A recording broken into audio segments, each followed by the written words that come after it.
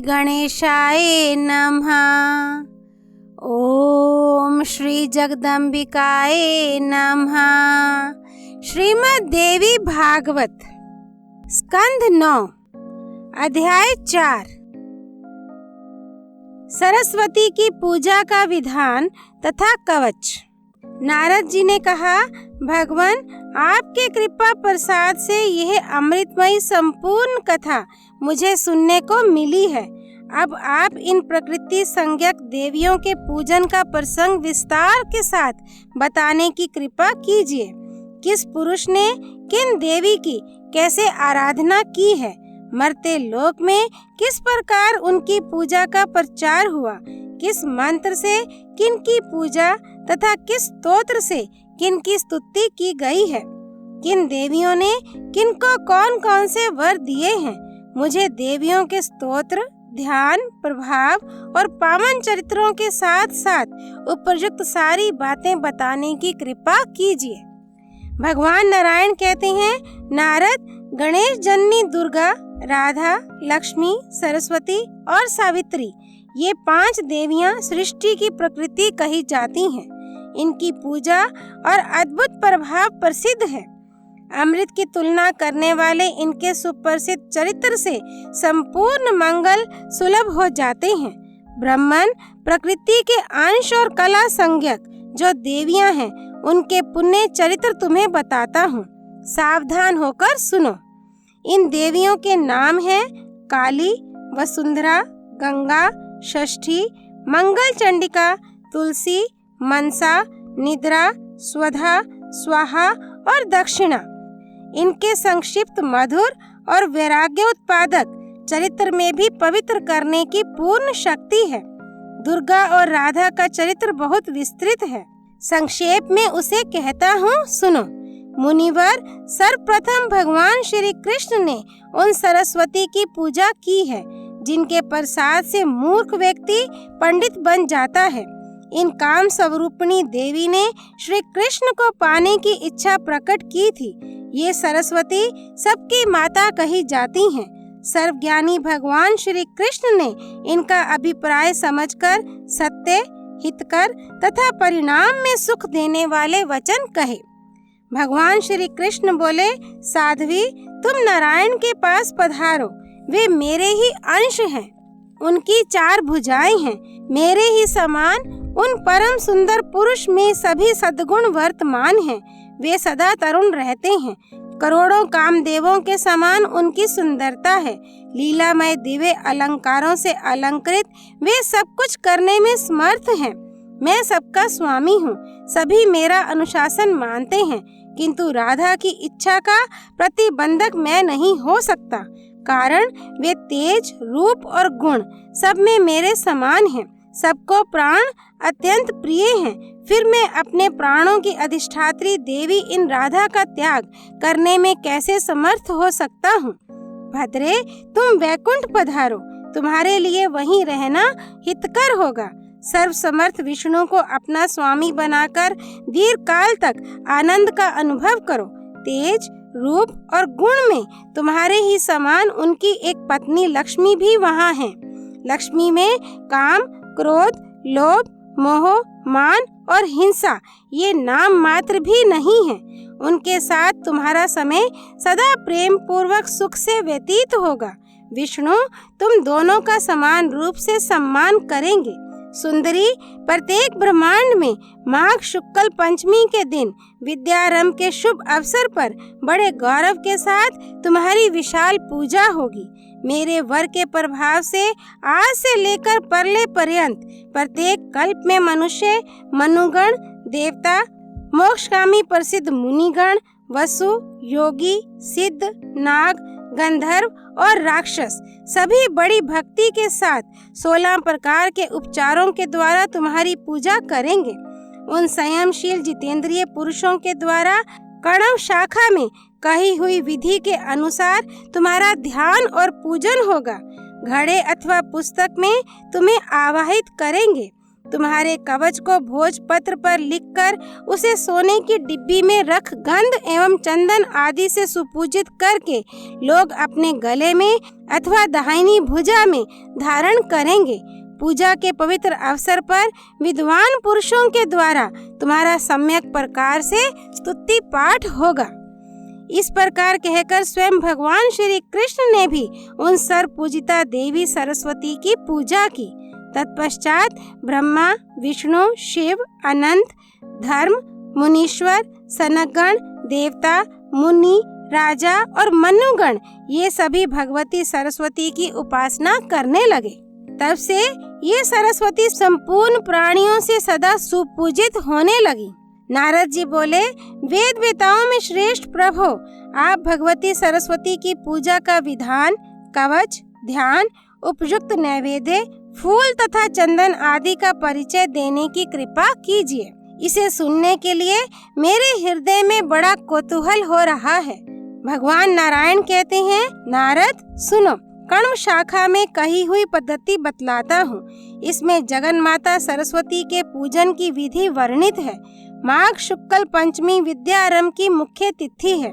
उस दिन पूर्वाह्न काल में ही प्रतिज्ञा करके संयमशील बन जाए, पवित्र रहे, स्नान और नित्य क्रिया के पश्चात भक्ति पूर्वक कलश स्थापन करे। फिर अपनी शाखा में कही हुई विधि से अथवा तांत्रिक विधि के अनुसार पहले गणेश पूजन करे। तत्पश्चात इष्ट देवता सरस्वती का पूजन करना उचित है। फिर ध्यान करके देवी का आह्वान करे। तदनंतर व्रती रहकर षोडशोपचार से भगवती की पूजा करे। सौम्य पूजा के लिए कुछ उपयोगी नैवेद्य वेद में कथित हैं। ताजा मक्खन, दही, दूध, धान का लावा, तिल के लड्डू, सफेद गन्ना, गुड़ में बना हुआ मधुर पकवान, मिश्री, सफेद रंग की मिठाई, घी में बना हुआ नमकीन पदार्थ, बढ़िया सात्विक चिवड़ा, शास्त्रोक्त हविष्यान, जौ अथवा गेहूं के आटे से घृत में तले हुए पदार्थ, पके हुए स्वच्छ केले का पिष्टक, उत्तम अन्न को घृत में पकाकर उससे बना हुआ अमृत के समान मधुर मिष्टान, नारियल, उसका पानी, कसेरू, मूली, अदरक, पका हुआ केला, बढ़िया बेल, बेर का फल, देश और काल के अनुसार उपलब्ध ऋतु फल तथा अन्य भी पवित्र स्वच्छ वर्ण के फल, ये सब नैवेद्य के समान हैं। मुने सुगंधित सफेद पुष्प और सफेद स्वच्छ चंदन देवी सरस्वती को अर्पण करना चाहिए। नवीन श्वेत वस्त्र और सुंदर शंख की विशेष आवश्यकता है। श्वेत पुष्पों की माला और भूषण भगवती को चढ़ावे। महाभाग मुने, भगवती सरस्वती का श्रेष्ठ ध्यान परम सुखदायी है तथा भ्रम का उच्छेद करने वाला है। वह वेदोक्त ध्यान यह है। सरस्वती का श्री विग्रह शुक्ल वर्ण है। ये परम सुंदरी देवी सदा हंसती रहती हैं। इनके परिपुष्ट विग्रह के सामने करोड़ों चंद्रमा की प्रभा भी तुच्छ है। ये विशुद्ध चिन्मय वस्त्र पहने हैं। इनके एक हाथ में वीणा है और दूसरे में पुस्तक। सर्वोत्तम रत्नों से बने हुए आभूषण इन्हें सुशोभित कर रहे हैं। ब्रह्मा, विष्णु और शिव प्रभृति प्रधान देवताओं तथा सुरगणों से ये सुपूजित हैं। श्रेष्ठ मुनि, मनु तथा मानव इनके चरणों में मस्तक झुकाते हैं। ऐसी भगवती सरस्वती को मैं भक्ति पूर्वक प्रणाम करता हूँ। इस प्रकार ध्यान करके विद्वान पुरुष पूजन के समग्र पदार्थ मूल मंत्र से विधिवत सरस्वती को अर्पण कर दे। फिर कवच का पाठ करने के पश्चात दंड की भांति भूमि पर पड़कर देवी को साष्टांग प्रणाम करे।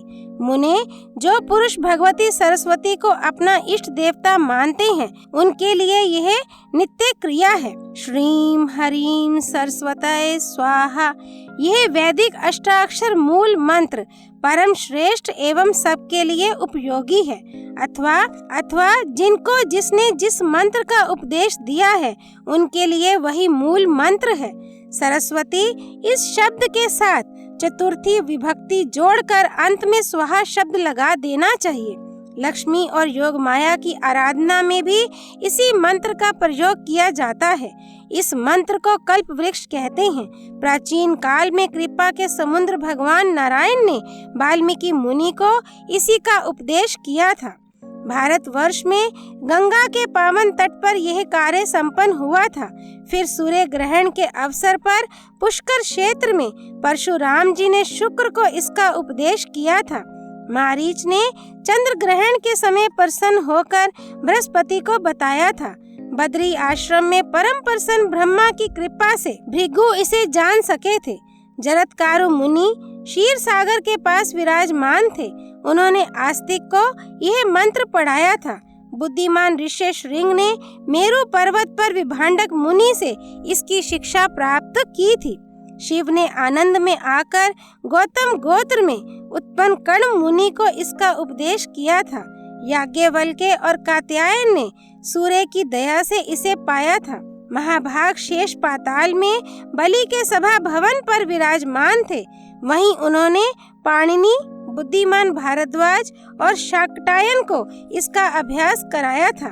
4 लाख जप करने पर मनुष्य के लिए यह मंत्र सिद्ध हो सकता है। इस मंत्र के सिद्ध हो जाने पर अवश्य ही मनुष्य में बृहस्पति के समान योग्यता प्राप्त हो सकती है। विप्रेंद्र, सरस्वती का कवच विश्व पर विजय प्राप्त कराने वाला है। जगत सृष्टा ब्रह्मा ने गंधमादन पर्वत पर भृगु के आग्रह से इसे उन्हें बताया था। वही मैं तुमसे कहता हूँ, सुनो। भृगु ने कहा, ब्राह्मण, आप ब्रह्मज्ञानी जनों में प्रमुख, पूर्ण ब्रह्म ज्ञान संपन्न, सर्वज्ञ, सबके पिता, सबके स्वामी एवं सबके परम आराध्य हैं। प्रभो, आप मुझे सरस्वती का विश्व जय नामक कवच बताने की कृपा कीजिए। मंत्रों का समूह ये कवच परम पवित्र है। ब्रह्मा जी बोले, वत्स, मैं संपूर्ण कामना पूर्ण करने वाला कवच कहता हूँ, सुनो। ये श्रुतियों का सार, कान के लिए सुखप्रद, वेदों में प्रतिपादित एवं उनसे अनुमोदित है। रासेश्वर भगवान श्री कृष्ण गोलोक में विराजमान थे। वहीं वृंदावन में रास मंडल था। उसी समय उन प्रभु ने मुझे ये कवच सुनाया था। कल्प वृक्ष की तुलना करने वाला यह कवच परम गोपनीय है। जिन्हें किसी ने नहीं सुना है, वे अद्भुत मंत्र इसमें सम्मिलित हैं। इसे धारण करने के प्रभाव से ही भगवान शुक्राचार्य संपूर्ण दैत्यों के पूजे बन सके। ब्राह्मण, बृहस्पति में इतनी बुद्धि का समावेश इस कवच की महिमा से ही हुआ है। वाल्मीकि मुनि सदा इसका पाठ और सरस्वती का ध्यान करते थे, अतः उन्हें कविंद्र कहलाने का सौभाग्य प्राप्त हो गया। वे भाषण करने में परम चतुर हो गए। इसे धारण करके स्वयंभू मन्नु ने सबसे पूजा प्राप्त की। कणाद, गौतम, कण्व, पाणिनि, शाक्टायन, दक्ष और कात्यायन इस कवच को धारण करके ही ग्रंथों की रचना में सफल हुए। इसे धारण करके स्वयं कृष्ण द्वापायन व्यास देव ने वेदों का विभाग कर खेल ही खेल में अखिल पुराणों का परिणयन किया। शातातप, संवर्त, वशिष्ठ, प्राशर, याज्ञवल्क्य, ऋषिशृंग, भारद्वाज, आस्तिक, देवल, जैगिष्वय और यजाति ने इस कवच के साथ ही पूरे ग्रंथ का अध्ययन किया था। इसी से सर्वत्र उनका सम्मान होने लगा। विप्रेंद्र इस कवच के ऋषि प्रजापति हैं। स्वयं बृहति छंद है। माता शारदा अधिष्ठात्री देवी हैं। अखिल तत्व परिज्ञान पूर्वक संपूर्ण अर्थ के साधन तथा समस्त कविताओं के विवेचन में इसका प्रयोग किया जाता है। श्रीम हरीम स्वरूपिणी भगवती सरस्वती सब ओर से मेरे सिर की रक्षा करें। श्रीमयी वाग देवता सदा मेरे ललाट की रक्षा करें। ओम हरीम भगवती सरस्वती निरंतर कानों की रक्षा करें। ओम श्रीम हरीम भगवती सरस्वती देवी सदा दोनों नेत्रों की रक्षा करें। एम हरीम स्वरूपिणी वाणी की अधिष्ठात्री देवी सदा मेरी नासिका की रक्षा करें। ओम हरिमयी विद्या की अधिष्ठात्री देवी होंठ की रक्षा करें। ओम श्रीम हरीम भगवती ब्राह्मी दंत पंक्ति की निरंतर रक्षा करें। एम यह देवी सरस्वती का एकाक्षर मंत्र मेरे कंठ की रक्षा करे। ओम श्रीम हरीम मेरे गले की तथा श्रीम मेरे कंधों की सदा रक्षा करें। विद्या की अधिष्ठात्री देवी ओम हरीम स्वरूपिणी सरस्वती सदा वक्षस्थल की रक्षा करें। विद्यादि स्वरूपा ओम हरीममय देवी मेरी नाभि की रक्षा करें। ओम ह्रीं क्लीं स्वरूपिणी देवी वाणी सदा मेरे हाथ की रक्षा करें। ओम स्वरूपिणी भगवती सर्ववर्णात्मिका दोनों पैरों को सुरक्षित रखें। ओम वाग अधिष्ठात्री देवी के द्वारा मैं सब प्रकार से सदा सुरक्षित रहूं। सबके कंठ में निवास करने वाली ओम स्वरूपा देवी पूर्व दिशा में सदा मेरी रक्षा करें। सबकी जीभ के अग्रभाग पर विराजने वाली ओम स्वरूपिणी देवी अग्नि कोण में रक्षा करें। ओम ऐं ह्रीं श्रीं क्लीं सरस्वतये बुद्धजनन्यै स्वाहा। इसको मंत्रराज कहते हैं। यह इसी रूप में सदा विराजमान रहता है। ये निरंतर मेरे दक्षिण भाग की रक्षा करे। ऐं ह्रीं श्रीं ये त्रयाक्षर नैऋत्य कोण में सदा रक्षा करे। जीवा के अग्रभाग पर रहने वाली ओम ऐं स्वरूपिणी देवी पश्चिम दिशा में मेरी रक्षा करे। ओम स्वरूपिणी भगवती सर्वांबिका वायव्य कोण में सदा मेरी रक्षा करें। गद्दे में निवास करने वाली ओम ऐं श्रीं क्लींमयी देवी उत्तर दिशा में मेरी रक्षा करें। संपूर्ण शास्त्रों में विराजने वाली ऐं स्वरूपिणी देवी ईशान कोण में सदा रक्षा करें। ओम ह्रीं स्वरूपिणी सर्वपूजिता देवी ऊपर से मेरी रक्षा करें। पुस्तक में निवास करने वाली ह्रीं स्वरूपिणी देवी मेरे निम्न भाग की रक्षा करें। ओम स्वरूपिणी ग्रंथ बीज स्वरूपा देवी सब ओर से मेरी रक्षा करें। विप्र, ये सरस्वती कवच तुम्हें सुना दिया। असंख्य ब्रह्म मंत्रों का यह मूर्तिमान विग्रह है। ब्रह्म स्वरूप इस कवच को विश्व जय कहते हैं। प्राचीन समय की बात है, गंधमादन पर्वत पर धर्मदेव के मुख से मुझे इसे सुनने का सुअवसर प्राप्त हुआ था। तुम मेरे परम प्रिय हो, अतएव तुमसे मैंने कहा है, तुम्हें अन्य किसी के सामने इसकी चर्चा नहीं करनी चाहिए। विद्वान पुरुष को चाहिए कि वस्त्र, चंदन और अलंकार आदि सामानों से विधि पूर्वक गुरु की पूजा करके दंड की भांति जमीन पर पड़कर उन्हें प्रणाम करे। तत्पश्चात उनसे इस कवच का अध्ययन करे। 5 लाख जप करने के पश्चात यह कवच सिद्ध हो सकता है। इस कवच के सिद्ध हो जाने पर पुरुष को बृहस्पति के समान पूर्ण योग्यता प्राप्त हो सकती है। इस कवच के प्रसाद से पुरुष भाषण करने में परम चतुर, कवियों का सम्राट और त्रिलोक्य विजयी हो सकता है। उसमें सब कुछ जीतने की योग्यता प्राप्त हो जाती है। मुने, ये कवच कर्म शाखा के अंतर्गत है। अब स्तोत्र, ध्यान, वंदन और पूजा का विधान बताता हूँ, सुनो।